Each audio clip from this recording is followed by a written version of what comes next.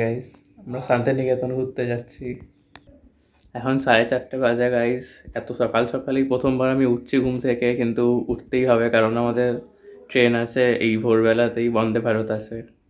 আকাশটা খুবই সুন্দর লাগছে।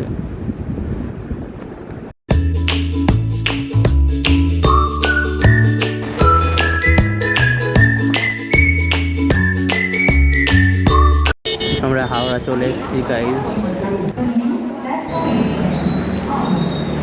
এবার এক্ষুনি ট্রেন চলে আসবে গাইস। বন্দে ভারত তো একদম টাইমেই আছে, এই দেখতে ডিসিপ্লিন। কিছুক্ষণের মধ্যেই বন্দে ভারত চলে এসছে গাইস। খুব সুন্দর দেখতে লাগছে ট্রেনটাকে।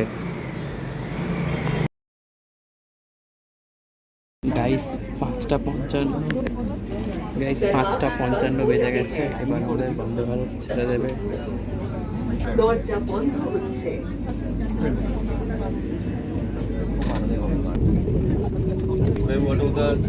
তো গাইস দেখতে পাচ্ছেন এখানে আমাদের খুব সুন্দর একটা লেগ স্পেস দেওয়া হয়েছে এখানে।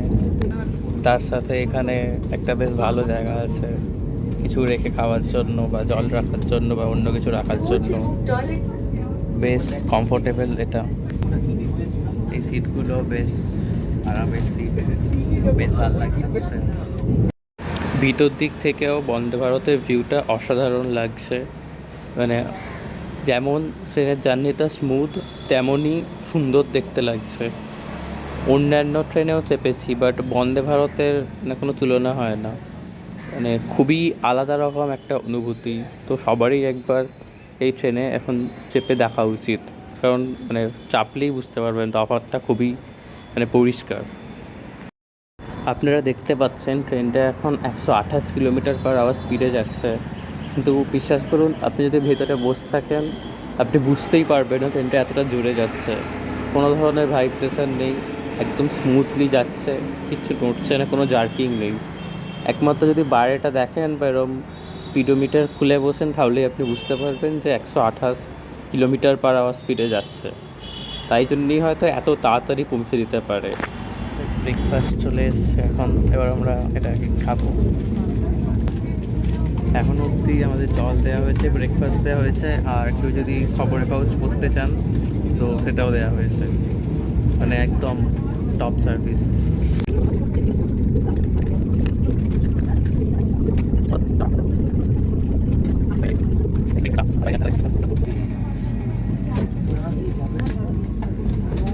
মানে ওই খাবারটা যাওয়ার কিছু মিনিট পরে এটা দিয়ে দিয়েছে, আর আমরা এখন বর্ধমান ক্রস করে গেছি। তো কতটা স্পিডে যাচ্ছি আর কত ভালোভাবে যাচ্ছি, মানে একসাথে এত কিছু হচ্ছে যে আমি জাস্ট ভাবতেই পারছি না। পুরো আলাদা রকম এক্সপিরিয়েন্স হচ্ছে, মানে পুরো আলাদাই, দারুণ লাগছে।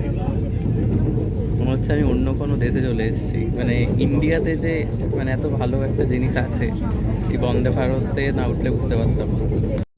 গাইস পাউরুটি দেওয়া হয়েছে, একটা কেক দেওয়া হয়েছে, বাটার দেওয়া হয়েছে, কেচাপ দেওয়া হয়েছে, আর দেওয়া হয়েছে এটা যেহেতু আমি নন ভেজ নিয়েছিলাম জন্য একটা আর ডিমের অমলেট দেওয়া হয়েছে, আর সাথে আমার যেটা মনে হচ্ছে এটা আলু ভাজা, আর তার সাথে পাসপাস দিয়েছে একটা, আর সাথে এখানে চামচ দেওয়া হয়েছে।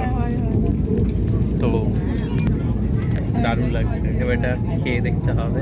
চা বিস্কুটটার টেস্টটা তো ভালোই ছিল, খুব ভালো ছিল, বিস্কুটগুলোর কোয়ালিটিও ভালো ছিল। এটাও আশা করছি ভালোই হবে, খেয়ে দেখি। আর এত তাড়াতাড়ি যাচ্ছি, আর আধ ঘন্টার মধ্যে আমরা শান্তিনিকেতন পৌঁছে যাব। আর সময়টা বুঝেই যাচ্ছে না, মানে এত কিছু হচ্ছে যে মানে একদিকে বাইরে এরম সুন্দর একটা ভিউ, এত স্পিডে যাচ্ছে, এত সুন্দর একটা ট্রেনের অ্যাটমসফিয়ার, তার সাথে এত সুন্দর খাবার দাবার আছে। গাইস এটা হচ্ছে ওয়াশরুম, এটাও খুব সুন্দর লাগছে দেখতে, মানে লোকাল ট্রেনের থেকে অনেকই ভালো।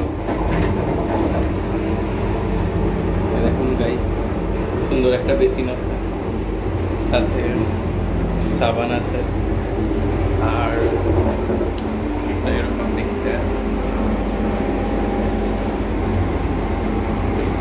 এটা হচ্ছে ইন্ডিয়ান স্টাইল, আর এর উল্টো দিকে যেটা আছে ওটা ওয়েস্টার্ন স্টাইল। ওয়েস্টার্ন আর ইন্ডিয়ান দু ধরনেরই আছে, খুবই সুন্দর ব্যবস্থা এখানে। মানে আপনাদের মজা এসে যাবে।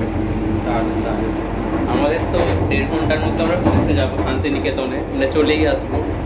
তো মানে আরেকটুখানি থাকলে আরও ভালো হতো, মানে এত ভালো লাগছে, তাড়াতাড়ি সময় কেটে যাচ্ছে, মানে এত কিছু আছে এখানে যে কোনটা ছেড়ে কোনটা পুরো বোঝা যাচ্ছে না। এটাই হচ্ছে সব থেকে ইন্টারেস্টিং ব্যাপার। গাইস বৃষ্টি পড়ছে, আরও সুন্দর দেখতে লাগছে, খুবই অ্যাস্থেটিক লাগছে।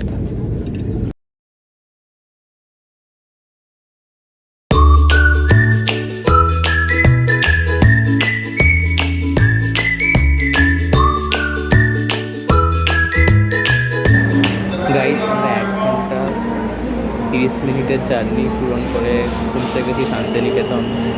স্টেশনটা খুবই সুন্দরভাবে সাজানো আছে। গাইস এই যে বন্দে ভারত আমাদের এই শান্তিনিকেতন স্টেশন নামিয়ে দিয়ে এটা এখন এনজেপির উদ্দেশ্যে ছেড়ে দিল। তো আমরাও টোটোয় উঠে পড়লাম আমাদের হোটেলে অবধি পৌঁছানোর জন্য। তো এইভাবেই খুবই আরামে আমাদের হাওড়া থেকে শান্তিনিকেতন চলে আসা হলো শুক্রবার।